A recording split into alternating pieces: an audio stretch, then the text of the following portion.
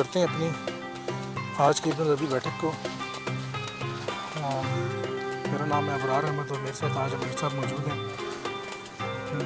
ہم تاج التراجم کتاب شیخ اکبر کی اس کو پڑھ رہے ہیں اور اس کے سیشنز ریکارڈ کرتے ہیں، اور اس کے بعد پھر جو لوگ یہ کہتے ہیں کہ شیخ کا کلام سمجھ نہیں آتا تو ان کے لیے پھر یوٹیوب پہ وہ ویڈیو ڈالتے ہیں تاکہ شیخ کے کلام کی مشکل چیزیں آسان کر کے لوگوں تک پہنچائی جائیں، اور جو باتیں ہمیں سمجھ میں آئی ہیں وہ بھی لوگوں تک سمجھائیں، ان کو بتائیں۔ 223 نمبر صفحے پہ ہم نے بیان تبدیلی پچھلی دفعہ پڑھی تھی۔ آج 225 نمبر صفحے سے ہم پڑھیں گے بیان مشاورت۔ صفحہ نمبر 225 ہے اور آج کا بیان ہے بیان مشاورت۔ شیخ اکبر فرماتے ہیں لطیفہ، لکڑیاں اور کٹی شاخیں جب الگ الگ ہوں تو ٹوٹ جاتی ہیں، لیکن جب اکٹھی ہوں تو کوئی انہیں توڑ نہیں سکتا۔ بس اکٹھے رہو اور فرقہ فرقہ مت بنو، علم عین الجمع والوجود میں ہے۔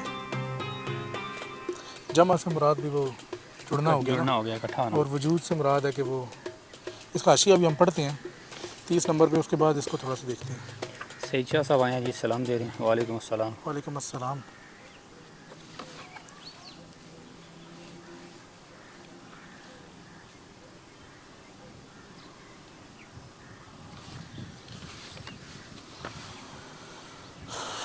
اچھا، عین الجمع والوجود کا حاشیہ لکھا ہوا ہے کہ علم شریعت اور علم حقیقت کو جمع کرنے میں ہی علم کا کمال ہے۔ اچھا، یہ لطیفہ تو ویسے واضح ہی ہے، یہ تو میں نے چھوٹے بچپن میں بھی پڑھا ہوا ہے۔ بچپن میں جب ہم تھے تو ہم نے وہ کلاس میں ہماری ایک کتاب تھی اردو میں، تو اس میں ایک وہ کہانی تھی کہ جی ایک بچہ تھا، اور بچہ کہہ رہا ہوں ایک بوڑھا آدمی تھا، اس کے 4 بچے تھے یا کتنے، اس نے کہا کہ جی تم سارے جاؤ اور لکڑیاں لے کر آؤ۔ تو لکڑیاں وہ سارے لے کے آئے، تو پھر ان سے کہا کہ ایک ایک لکڑی اب اس کو توڑو، تو سب نے بھائیوں نے ایک ایک لکڑی توڑی، تو وہ ساری لکڑیاں ٹوٹ گئیں۔ تو پھر ساری ٹوٹی ہے جتنی بھی، پھر اس کو کہا کہ اب ان لکڑیوں کا گٹھا بناؤ، ایک ایک پکڑائی نا، ایک ایک سب نے توڑ لی، جب اکٹھی کی تو اب توڑو۔ اب آپ نے کہا کہ جی اب اس سب کا گٹھا بناؤ اور اب ان سب کو مطلب سارے مل کے اس کو توڑ کے دکھاؤ۔ ساروں نے کوشش کی لیکن وہ ظاہری بات ہے نہیں توڑ سکے۔ تو پھر اس نے ان کو یہ ایک نصیحت کی کہ جی اگر تم مل کے رہو گے تو تمہیں کوئی نہیں توڑ سکے گا، یا تم پہ کوئی بھی حاوی غالب نہیں ہو سکے گا۔ اگر تم اکیلے اکیلے تنہا رہو گے تو تم جو ہے وہ اسی طرح ایک ایک لکڑی جیسا ٹوٹی ہے تو تم بھی بالکل جو ہے وہ ٹوٹ جاؤ گے۔ اچھا، یہ تو ہم نے اسکول میں پڑھی تھی، بعد میں جب فتوحات میں دیکھا تو فتوحات میں بھی یہ عقائد تھی، تو بڑی حیرت ہوئی کہ یہ عقائد کافی لوگوں نے، مولانا روم جو ہے انہوں نے بھی کسی جگہ بیان کیا، میں نے وہ ان کے بھی پڑھی ہے کسی جگہ پہ، یا میں منسوخ کر دی جاتی ہے۔ یہ ہو سکتا ہے مشہور عقائد ہو، پرانی تو کافی لوگ اس کو استعمال مطلب کرتے ہوں، لیکن فتوحات مکیہ کے آخری باب میں یہ عقائد موجود ہے۔ شیخ اکبر نے بھی اسی عقائد سے نصیحت جو ہے وہ مطلب نصیحت کرنے کی کوشش کی ہے، اور یہی عقائد استعمال کی ہے۔ تو یہ ہمارے لیے ایک نئی بات تھی کہ فتوحات میں بھی شیخ نے عقائد یوز کیا۔ تو باقی یہ ہے کہ جی علم عین الجمع والوجود میں ہے، جس کا بتا دیا کہ جمع والوجود سے مراد یہ ہے کہ علم شریعت اور علم حقیقت دونوں کو جمع کریں گے تو تب جو یہ کامل علم آئے گا۔ اگر آپ ایک پہ چل رہے ہیں تو کامل نہیں ہے، وہ ناقص ہی ہے۔ اچھا، یہ مشاورت کے نام سے ہے، تو اس میں یہ عین الجمع والوجود یعنی جمع والوجود دونوں۔ آگے چلتے ہیں جی۔ اشارہ، جس نے حق کے سوا کسی کو سہارا بنایا تو وہ ہلاک ہوا، یعنی کہ حق کے سوا کسی پر بھروسہ کیا، کسی پہ اعتماد کیا تو وہ ہلاک ہوا، اور اسے شفاعت کرنے والوں کی شفاعت نے بھی فائدہ نہ دیا۔ عمل غیر صالح نے کہا سآوی الی جبل یعصمنی من الماء، کہ میں تو پہاڑ پہ چڑھ جاؤں گا جو مجھے پانی سے بچا لے گا۔ حضرت نوح کے جو بیٹا تھا، قرآن مجید کی آیت ہے۔ تو شیخ فرماتے ہیں لیکن وہ پانی اس کو بچا نہیں سکا، وہ ڈوب گیا۔ اگر اللہ پہ بھروسہ کرتا تو پھر اس کو بچت ہو جانی چاہیے۔ اگر اللہ پہ بھروسہ کرتا تو پھر تو کشتی میں سوار ہو جاتا نا، حضرت نوح علیہ السلام کے ساتھ آ جاتا تو پھر بچت ہو جاتی۔ تو اس میں نکتہ یہی ہے کہ جب اللہ تعالیٰ کی طرف سے مطلب اللہ کی طرف سے کوئی چیز آ جائے تو پھر اس وقت آپ نے غیر اللہ پہ یا اللہ کے سوا کسی پہ بھروسہ نہیں کر سکتے، جب مقابل آ جائے چیز۔ کیونکہ حضرت نوح علیہ السلام نے جو کشتی اور طوفان کہا تھا وہ اس ٹائم آ چکا تھا۔ ایک طرف حق تھا، ایک طرف باطل تھا نا۔ جب حق آ جائے تو اس کے سامنے پھر آپ کہیں کہ جی یہ مجھے نہیں چاہیے اور میں باطل کی طرف جاؤں گا، یا یہ بھی ٹھیک ہے لیکن مجھے وہ چیز زیادہ ہے، تو اس ٹائم پھر آپ کو فائدہ نہیں دیتی۔ لیکن اگر حق اس طرح سے آپ پہ واضح نہیں ہوا تو اس میں پھر کچھ نہ کچھ آپ کو شک کی گنجائش یا کچھ نہ کچھ نکل آتا ہے تو آپ بچ جاتے ہیں. یعنی اکڑ جانا کسی چیز کے سامنے اکڑ جانا. جیسے شیطان اکڑ گیا تھا, شیطان نے بھی, شیطان کو پتا تھا نا ایک طرف کہ ٹھیک ہے بھئی حق ہے, یہ اللہ تعالیٰ جو کہہ رہے ہیں وہ ٹھیک ہے, جو اللہ کے سجدہ کرنے کا جس کو کہہ رہے ہیں وہ بھی ٹھیک ہے, حکم اسی کا ہی, وہ بھی کہہ رہے ہیں نا حکم اسی کا ہی ہے, لیکن نہیں مانا اس نے. حکم جب حکم ہو جائے, یہ حق واضح ہو جائے, یہ اللہ کی طرف سے, اللہ کے رسول کی طرف سے کوئی حکم ہو جائے, تو اس کے بعد اگر آپ حکم عدولی کریں گے تو پھر آپ باطل میں ہو جائیں گے. پھر آپ یہ نہیں کہہ سکتے کہ جی نہیں, پھر وہ باقی چیزیں جو پرانی آپ کی جو بھی تھی وہ اس طرح کام نہیں آئیں گی آپ کو. کہ حضرت نوح علیہ السلام کے بیٹے کی مثال سے بھی یہی واضح ہے نا کہ عین اس موقع پہ فیصلہ کرنا تھا کہ جب پانی آ رہا ہے اور طوفان آ گیا اور سیلاب آ گیا, تو اب وہ باقی شاید زندگی, ساری زندگی وہ باپ کے ساتھ اب اس نے جیسی بھی گزاری, ظاہری بات ساری زندگی بندہ کچھ نہ کچھ ٹھیک عمل بھی ہوں گے, نیک برے سارے مکس ہی ہوگا نا. تو اب وہ والی اس کو فائدہ نہیں دے سکتی تھی اس جگہ پہ, کیونکہ اس جگہ پہ جو فیصلہ کرنا تھا وہ ضروری ہے. تو اسی طرح شیخ اکبر نے اس سے ملتی جلتی بات یہ کی ہے, یعنی اس ٹائم پہ جو وہ ٹائم ہے اس ٹائم پہ آپ نے فیصلہ کرنا ہے کہ آپ نے کدھر جانا ہے. اس ٹائم پہ جو فیصلہ کریں گے وہ پھر آپ کا اگلا اسی طرح اگلے تمام معاملات کو وہ اس سے ڈٹرمائن ہوں گے. یہ اصل میں اس میں یہ ہے کہ جب اس ٹائم پہ فیصلہ لینا نہیں, لیکن اس میں جو بھی ہے کہ جب حق واضح ہو جائے, اب جس پہ حق واضح نہیں ہے وہ چونکہ کنفیوژن کا شکار ہے نا, تو وہ اس کا اب اس پہ حق بیٹے پہ بھی واضح تھا, اس بندے پہ بھی واضح تھا, باقی اور معاملات بھی ہیں. تو اس وجہ سے مطلب حق پہ جب حق آپ پہ واضح ہو گیا, اس وقت اگر آپ کوئی چون چڑا کر کے باطل کا فیصلہ کرتے ہیں تو پھر آپ ڈوب جاتے ہیں. دیکھیں واضح ہو گیا, اب جو غلط کام جو مطلب نہیں نہ مان رہا وہ بھی یہی سمجھ رہا ہے کہ میں حق پہ ہوں. نہیں اس کو یہ پتہ ہوتا ہے کہ میں بھی ٹھیک جا رہا ہوں بھائی, میں اسی لیے تو نہیں, تو اگر یہ پتہ ہو کہ میں ڈوب جاؤں گا پھر تو مارا گیا نا, پھر تو وہ کبھی بھی وہاں پہ نہ جاتا. وہ اگر اس کو یہ پتہ ہوتا کہ میں نے ڈوب جانا تو میں مر جانا ہے, پھر وہ پہاڑ پہ نہیں چڑھنا, پھر اس نے نوح علیہ السلام کی کشتی میں بیٹھنا تھا. لیکن اس کو کوئی اور بیچ میں ہوگی نا, میں وہی کہہ رہا ہوں نا, وہ کنفیوژن. شیطان بھی تو کچھ نہ کچھ آگے سے وعدے کرتا ہے, جی دیکھو تجھے یہ دے دیں گے, فلانا ہو جائے گا. اصل میں اصل پوائنٹ یہ ہے نا, وہ پھر شیطان وہ بہکاوے میں آتا ہے اور وہ اسی کو حق سمجھ رہا ہوتا ہے. تو وہ اب دیکھیں دنیا کے اندر بھی کچھ دو, ایک حق پہ ہوتا ہے ایک مخالف ہوتا ہے, لیکن سمجھ دونوں رہے ہیں کہ میں حق پہ ہوں. تو ہوتا تو ایک ہی اس میں سے حق پہ ہے. تو اس لیے پھر وہ شیطان بندے کو خواب دکھاتا ہے, کوئی خواہشات, کوئی ایسے وسوسے دل میں ڈال دیتا ہے بندے کے, وہ ایسے امیدیں دلاتا ہے, وہ ایسا ایک ماحول بن جاتا ہے, بندہ کہتا ہے نہیں یار ادھر یہ ٹھیک ہے, مجھے ٹھیک لگ رہا ہے, تو وہ جاتا ہے, مجھے زیادہ فائدہ لگ رہا ہے, تو وہ پھر مارا جاتا ہے. اچھا جی, آگے یہ آگے ہیں جناب ناصر الاسلام صاحب ہیں جی, انہوں نے ماشاء اللہ سبحان اللہ لگایا جی. تو یہ ہے سعدیہ صاحبہ, انہوں نے السلام علیکم کہا ہے. تو ناصر الاسلام کہا جب پانی آیا تو اس کی چلیں ٹھیک ہے جناب, صحیح ہے. اچھا جی, آگے ہے جی یہ منشا خان صاحب ہیں, کون سی کتاب زیر مطالعہ ہے جی؟ یہ ہے جی ہماری کتاب ہے رسائل ابن العربی, اور اس میں ہے تاج التراجم رسالہ پڑھ رہے ہیں ہم لوگ. صفحہ نمبر 225 ہے. صفحہ نمبر 225, یہی جی, آگے چلیں جی. اشارہ, حق وجود میں واحد ہے اور انسان کائنات میں واحد ہے, بس اتنا ہی ہے. حق کیا دوبارہ پڑھیں گے؟ حق وجود میں واحد ہے اور انسان کائنات میں واحد ہے. صحیح ہے, یعنی کہ انسان مخلوقات میں وہ واحد ہے کہ جس کے پاس یہ سارا تصرف ہے, اور حق تو وجود میں واحد ہے, اصل تصرف تو آئی اس کا. اشارہ, کائنات جوڑا جوڑا پیدا ہوئی کیونکہ اصل میں دو مٹھیاں ہیں, یہ وہیں سے ظاہر ہوئی. آشیا اس کا نہیں, کائنات جوڑا جوڑا پیدا ہوئی کیونکہ اصل میں دو مٹھیاں ہیں, یہ وہیں سے ظاہر ہوئی. دو مٹھیوں سے مراد ظاہر ہوئی سے مراد یہ بھی ہے کہ جوڑا تخلیق ہوئی. دیکھیں جوڑا جوڑا ہونے سے مراد یہ ہے نا, جوڑے سے مراد یہ ہے کہ اس کے مخالف کوئی بھی چیز ہے, اس کے مخالفت میں ایک چیز ہے. دن ہے تو ایک رات ہے, ایک مرد ہے ایک عورت ہے, یعنی جوڑا دوسرا نہیں کہ دو مرد ہی پیدا ہو گئے, اس طرح نہیں, یعنی اس طرح سے کہ اس کی مخالفت میں کوئی چیز ہے, مخالفت والا جوڑا ہے. دن ہے رات ہے, آسمان ہے زمین ہے, نیکی ہے بدی ہے, حق ہے باطل ہے, اس طرح سے یہ جوڑا جوڑا ہے. دوسری طرح سے جوڑا جوڑا نہیں کہ بندہ کہے جوڑا جوڑا پیدا ہو. اصل میں دو مٹھیاں ہیں, ایک نیک ہے, ایک جنت میں, ایک دوزخ ہے, یہ اس سینس میں ہے.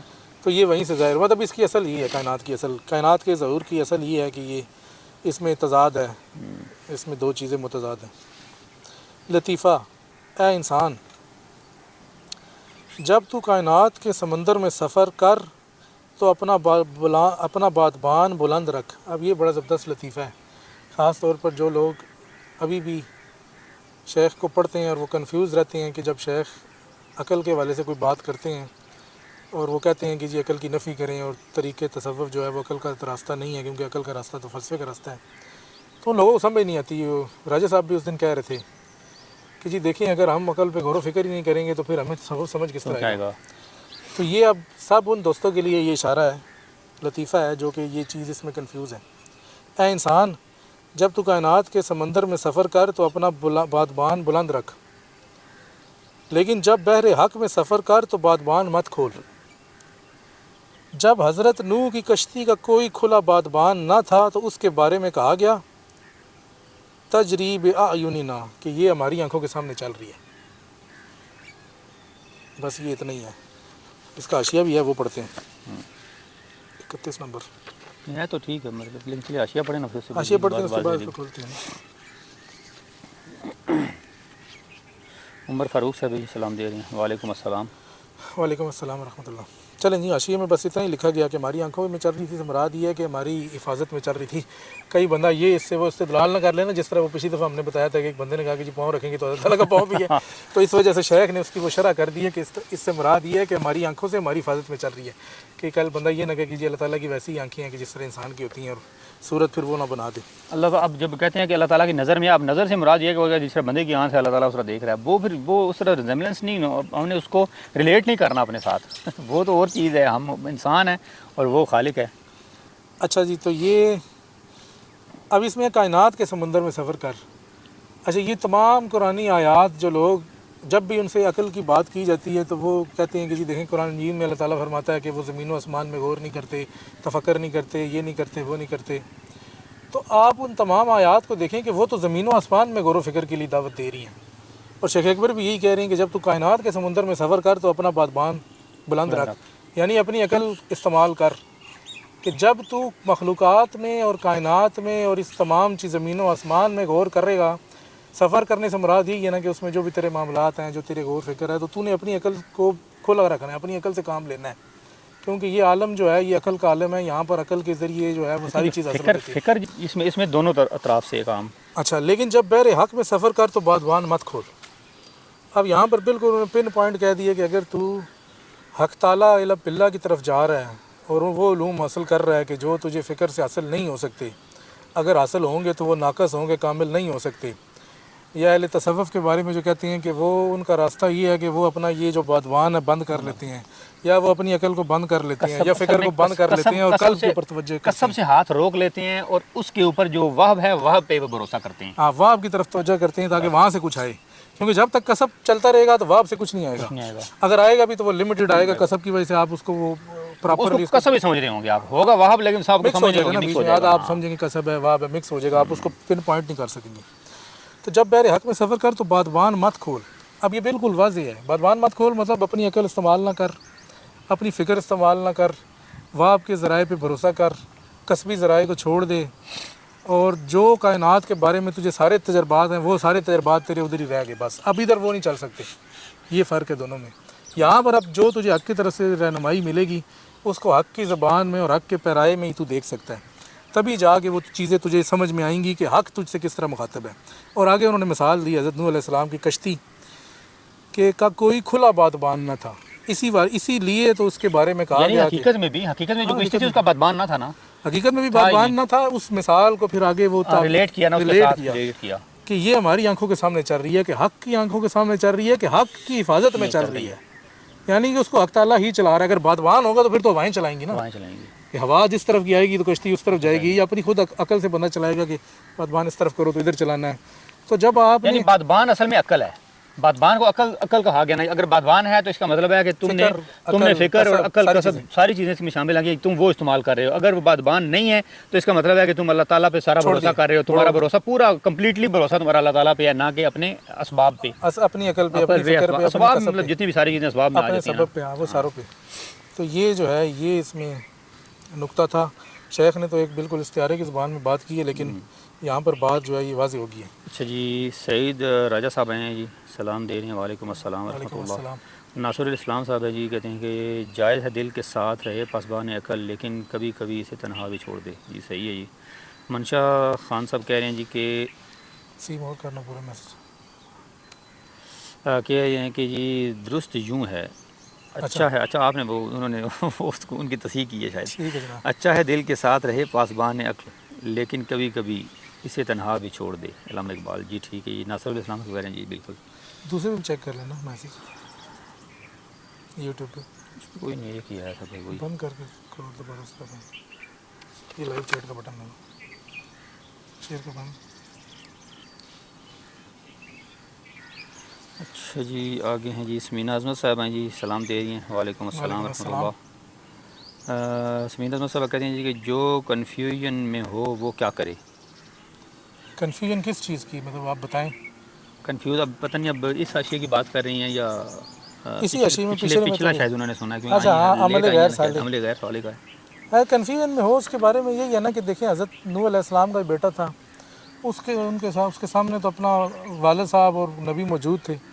تو آپ کے سامنے کوئی شیخ ہوگا ظاہری بات ہے نبی تو نہیں ہو سکتا. تو آپ نے کسی شیخ کے ساتھ ہی چلنا ہے. شیخ ہی آپ کو کنفیوژن سے نکال سکتا ہے. اور اس شیخ بھی کنفیوژن سے نکال سکتا ہے. باقی آپ کے پاس دوسرے جو شریعت کے سارے ہیں ذرائع ان کو بھی استعمال کریں. اس کے اندر رکھ کے اپنے تول کے اپنے آپ کو دیکھیں کہ ٹھیک جا رہے ہیں یا نہیں. تو اس میں رہیں گے تو پھر آپ کو ساری لیکن پھر بھی اصل کنفیوژن تو شیخ کے بغیر کنفیوژن دور نہیں ہو سکتی. صحیح ہے. خالی شریعت سے بھی چلیں گے ظاہری بات ہے اپنی عقل سے ہی چلیں گے پھر پھنس جائیں گے. شیطان آپ کو کہیں نہ کہیں جو ہے اس کو گمراہ کر دے گا. شیخ بھی کامل ہونا چاہیے یا ایسا ہو جو خود نہ خود کہیں چلا ہو یا خود تو وہ خود کنفیوز نہ ہو. اصل تو شیوخ بھی ہمارے بہت کنفیوز ہوتے ہیں نا تو وہ پھر مریدوں کو اور زیادہ کنفیوز کر دیتے ہیں. تو یہ بھی مسائل ہے. اچھا جی کدھر گئے ہیں جی کیا تھا جی عبدالحی صاحب ہیں جی سلام دے رہے ہیں. وعلیکم السلام ورحمۃ اللہ وبرکاتہ. آگے جی محمد آصف اقبال قادری صاحب ماشاء اللہ کہہ رہے ہیں جی. آگے ہیں جی حمزہ جیلانی. حکم القرآن ابن العربی ریویو پلیز. کیا کہہ رہے ہیں حکم کیا لکھا ہوا حکم القرآن کیا لکھا ہوا جی. احکام القرآن یہ شیخ اکبر کی کتاب نہیں ہے جی. اچھا جی یہ ایک دوسرے فقی ہیں میرے خیال میں ان کی کتاب ہے. ان کا نام بھی ابن العربی ہے.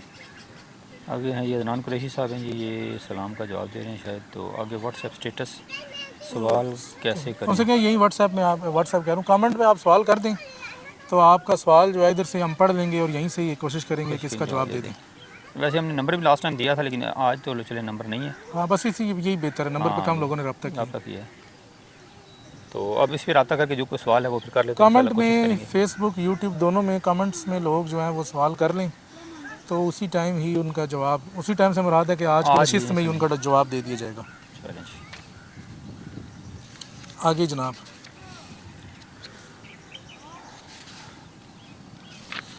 لطیفہ. حق تعالیٰ اپنے حقوق تو معاف کر دیتا ہے لیکن دوسروں کے حقوق پر پکڑ کرتا ہے.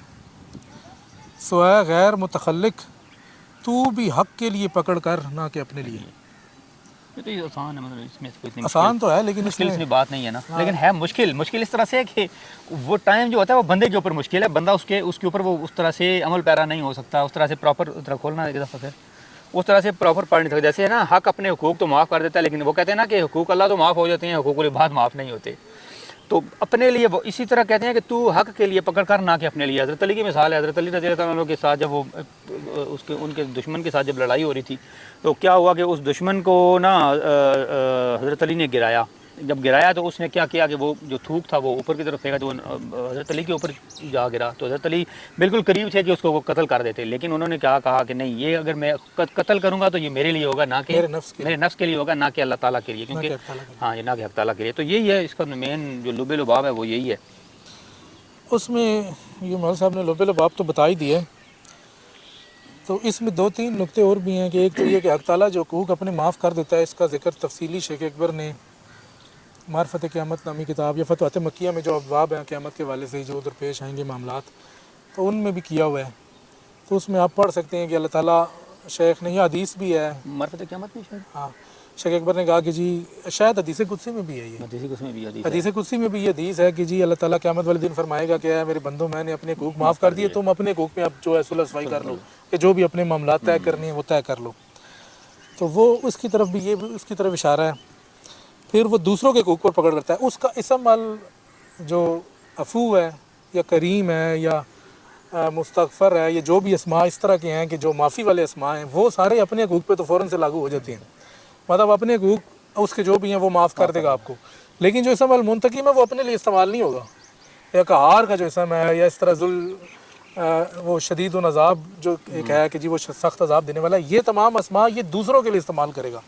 کہ اگر مخلوق کی آپ نے کوئی حق تلفی کی ہوگی تو وہ اسماء اس وقت ایکٹیو ہو کے اس مخلوق کو یا دوسرے شخص کو جس کو بھی ہے اس کا حق دلوائیں گے، اور آپ کی اپنے لیے وہ ان اسماء کو استعمال نہیں کرے گا۔ تو یہ جو ہے اس وجہ سے بھی، اسی وجہ سے وہ حضرت بایزید بستامی والا واقعہ بھی ہے نا کہ جی انہوں نے آیت پڑھی کہ جب متقین کو رحمان کے پاس وفد کی صورت میں لے جایا جائے گا، تو مجھے آیت عربی میں پتہ نہیں ذہن میں نکل رہی ہے، تو انہوں نے کہا کہ جی جو پہلے ہی اس کے پاس ہو تو وہ کس طرح اس کے پاس جائے گا۔ تو حضرت شیخ اکبر نے بعد میں آئے تو انہوں نے فرمایا کہ وہ متقی جو ہے وہ اسم القہار اور یہ اسم ذو الانتقام، یا مطلب یہ جو شدت والے یا عذاب والے اسمائیں ان کے سامنے ہوتا ہے، رحمان کے سامنے متقی تو ہوتے ہی نہیں ہے، رحمان کے سامنے تو انس والی حالت میں بندہ ہوتا ہے۔ تو کہنے کا مطلب ہے کہ وہ جو لوگ ہوں گے وہ دوسروں کے حق کی وجہ سے وہ پھنسے ہوں گے، اسماء ان پر اس وجہ سے ہوں گے کہ انہوں نے دوسروں کے حق تلفی کی۔ اگر اللہ تعالیٰ والے تو ویسے پہلے ہی معاف ہو چکے ہیں، اللہ تعالیٰ کہے گا کہ میں نے تو معاف کر دیا بھائی، معاف کر دیا، اب آپس میں تم صلح صفائی کر لو، جو جس طرح سے لین دین کر کے تو اپنی جان چھڑاؤ، ہاں کر لو صلح کر لو صلح صفائی کر لو۔ لیکن اب اس میں ایک نقطہ یہ بھی آتا ہے نا کہ لوگ سمجھتے ہیں کہ شرک جو ہے وہ تو اللہ کبھی معاف نہیں کرے گا۔ یہ دیکھیں جی اللہ تعالیٰ کا اپنا حق ہے شرک، تو اگر وہ اتنی بات اسی طرح ہی ہے تو پھر وہ شرک کدھر جائے گا؟ کیونکہ سب سے بڑا مسئلہ تو یہی ہے کہ شرک، وہ کہتے ہیں کہ جی دیکھیں اللہ تعالیٰ کے ساتھ شریک ٹھہرایا ہے، اس میں کسی دوسرے کا تو حق اس نے تلفی کی نہیں ہے، تو اس وجہ سے اللہ تعالیٰ خود کہتا ہے کہ جی میں تمام گناہ معاف کر دوں گا لیکن شرک معاف نہیں کروں گا۔ تو شیخ اکبر نے اس کی حل یہ نکالا ہے کہ انہوں نے یہ بھی کہا ہے کہ اللہ تعالیٰ جو شرک کا معاملہ ہے وہ بھی غیر کا ہی معاملہ ہے، وہ بھی مخلوق کا ہی معاملہ ہے، کیونکہ آپ نے کسی مخلوق کے بارے میں وہ صفات، ان صفات کا اثبات کر دیا کہ جو اس میں نہیں تھی، مطلب اس کے حق میں آپ نے زیادتی کی ہے ایک لحاظ سے، تو وہ کل مخلوق جو نہیں ہے وہ آپ سے اس کا بدلہ مانگے گی، تو اللہ تعالیٰ جو آپ شرک کے بارے میں پکڑے گا تو اس کے سوال پر ہی آپ کو پکڑے گا۔ ویسٹ تو یہاں پر جو شیخ نے فرمایا سو ہے غیر متخلق، تو اس وجہ سے فرمایا کہ جو غیر متخلق وہ ہے کہ جو اس اللہ تعالیٰ کا یہ وصف جس نے نہیں اپنایا کہ اپنے حق پہ تو پکڑ کرتا ہے لیکن دوسروں کے حق پہ پکڑ نہیں کرتا، تو اس کو کہا ہے کہ اپنے حق غیر متخلق ہے، تو اس وصف سے خود کو متخلق کر اور اپنے حق میں پکڑ نہ کر، یعنی اپنا حق معاف کر دے، جیسے اپنا حق معاف وہ حدیث معاف کرنے والی حدیث تھی، اللہ تعالیٰ نے کہا تھا حدیث قدسی میں ہے نا کہ اللہ تعالیٰ نے جب کہا جی کہ تم نا جنت دکھائی ایک بندے کو کہ یہ وہ سامنے دیکھو جنت تمہیں نظر آ رہی ہے، اس نے کہا جی وہ کس کی جنت ہے؟ کہ اس کی جنت ہے جو اپنے حق بھائی کا حق معاف کرے گا، تو اللہ تعالیٰ وہ کہے گا جی ٹھیک ہے میں نے اپنے بھائی کا حق معاف کیا، تو وہ پھر کیا ہوا کہ اس کو بھی اللہ تعالیٰ جنت میں بھیج دے گا، ان دونوں کو بھیج دے گا، کیونکہ ایک دوسرے کو معاف کیا۔ تو معافی والا جو معاملہ تھا، یہ جو بھی بات ہو رہی ہے نا معافی والی، تو معافی والی وہ وصف جو ہے وہ خود بھی بندے کو اپنانا چاہیے، نہ کہ خالی کہ اللہ تعالیٰ ہی خالی معاف کرے ہم تو دوسرے کو معاف نہیں کریں گے۔ جو معاف کرے گا مخلوق کو کل اسے ہی یہ چیز ملے گی ریٹرن میں، جو یہ حدیث والا معاملہ ہے، جو دنیا میں نہیں کرے گا اس کو نہیں ملے گی، اس کو تو اللہ تعالیٰ یہ تو دنیا میں کوئی نہیں کیا، چل تو بھی ادھر ذرا، تو ہے ہی دنیا کی، دنیا کے ساتھ ریلیٹ ہے نا۔ ہاں یہ نہیں ہو سکتا کہ ہم ساری دنیا میں تو کسی کو معاف نہ کریں اور اینڈ میں کہیں جی ہمیں وہ حدیث چاہیے کہ وہ والا بندہ کون تھا، وہ تو میں وہ تو آگے ظاہر سی بات ہے، اس کے ساتھ اس دنیا کا تعلق ہی تو آگے ہے، آگے اسی کا تعلق آگے بنتا ہے نا، دنیا میں جو عمل کیا ہوگا اسی کا بدلہ آگے ملنا ہے، نہ کہ خالی نہیں آگے ٹھیک ہے بھائی آگے تو اس نے کچھ نہیں کیا، پیچھے کوئی یہاں پہ کچھ نہیں کیا تھا، آگے جا کے معاف کیا بھائی ٹھیک ہے ہو گیا جی۔ نہیں اصل میں لوگ یہ سمجھتے ہیں نا، اس طرح کی حدیث پڑھتے ہیں وہ کہتے ہیں جی کوئی بھی ہو سکتا ہے تو ہمیں بھی شاید مل، اس طرح نہیں ہوتا، وہ پیچھے اس کے کچھ نہ کچھ وہ تو بیس ہوتی ہے، وہ اس کی وجہ سے ریلیٹ ہو کے اس کو چیز وہ ملتی ہے، اس طرح نہیں ہے کہ جی آپ اسی طرح بیٹھے ہیں اور آپ کو کل وہ چیز مل جائے گی۔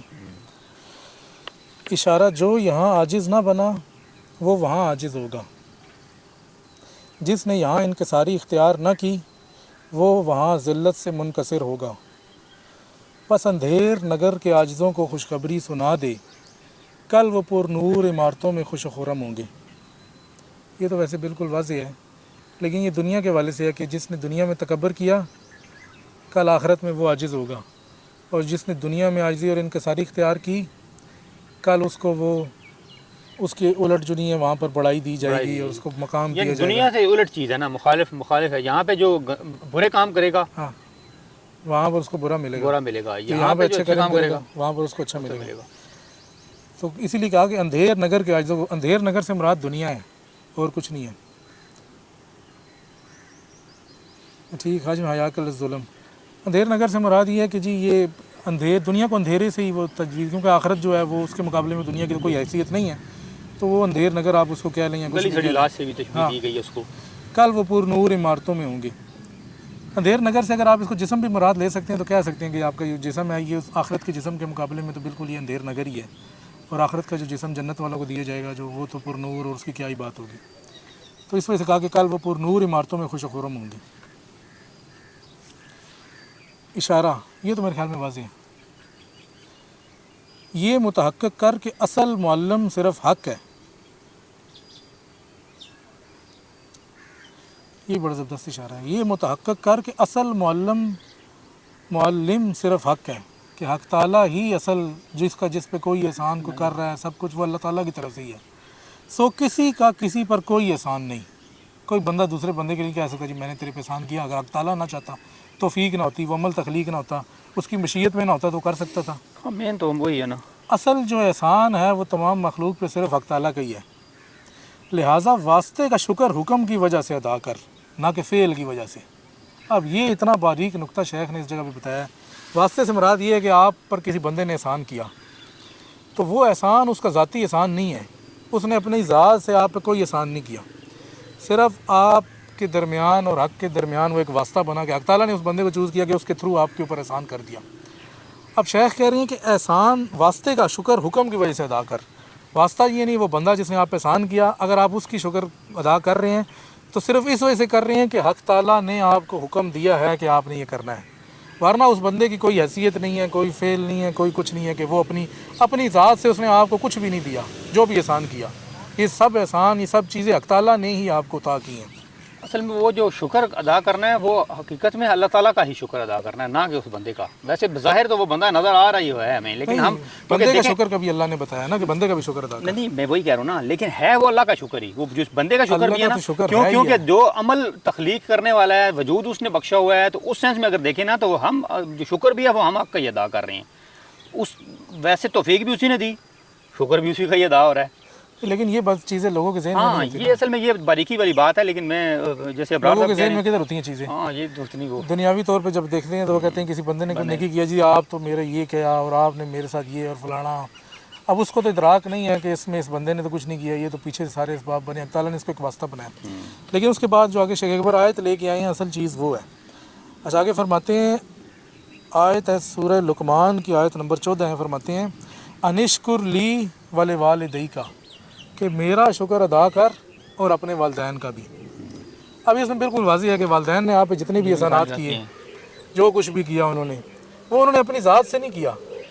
اس میں اصل شکر اللہ تعالیٰ کا ہے کہ اللہ تعالیٰ نے ہی وہ ساری چیزیں تخلیق کی، ان کے لیے وہ اسباب بنائے، ان کے لیے وہ سب کچھ مسخر کیا کہ انہوں نے وہ پھر آپ کے اوپر جو بھی آپ کو پالا پوسا بڑا کیا، وہ سب کچھ محبت پیدا کی. اس نے وہ محبت والدین کے دل میں پیدا کی، جو بے لوز ہو کے کسی غرض کے بغیر وہ اپنے بچے کو پالتے ہیں، پوستے ہیں، اور کوئی اس سے اس کے عوض کچھ مانگتے نہیں اس سے کہ تو بھی میرے ساتھ ایسا کر. ہاں تو یہ ساری چیزیں جو تھی یہ اللہ تعالیٰ کی طرف سے تھی.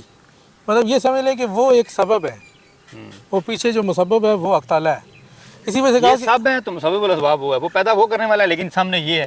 اسی لیے کہا کہ انشکر لی میں بالکل واضح کر دیا. اپنے ساتھ کسی کو مطلب یہ نہیں کہا کہ میرا شکر بھی ادا کر اور والدین کا شکر بھی ادا کر. فرمایا انشکر لی کہ میرا شکر ادا کر اور والدیک کا اور اپنے والدین کا. اس میں یہ دوبارہ سے شکر کا لفظ استعمال نہیں کیا. تو شیخ کہہ رہے ہیں کہ ان کا شکر ادا کرنا یا تمام احسان جس کو آپ پہ احسان کرے اس کا شکر ادا کرنا صرف اس حکم کی وجہ سے ہے کہ آپ اس وجہ سے اس کا شکر ادا کر رہے ہیں کیونکہ اللہ تعالیٰ نے آپ کو حکم دیا ہے. اگر آپ اس میں سے ذات میں دیکھیں گے، اس کے فعل کو دیکھیں گے، اس کی ذاتی دیکھیں گے، یار ذاتی کو احسان کیا ہے، ذاتی کسی پہ کوئی احسان نہیں ہے. ذاتی تمام احسانات جو ہیں وہ حق تعالیٰ کی ہی اس کی مخلوقات پر ہیں. صرف یہ سبب ہیں، رابطے ہیں، واسطے ہیں، ذریعے ہیں. تو یہ واضح ہو گیا. آخری پڑھتے ہیں. اشارہ، اے سالک جس قدر ہو سکے حجاب بشریت سے بچ. اب اس میں بس اتنا ہی انہوں نے بتایا. حجاب بشریت کو ہم یہ کتاب العجب کے مقدمے میں تفصیل سے دیکھ چکے ہیں، تو اس میں ہم وہ ساری تفصیل وہ بیان کر چکے ہیں.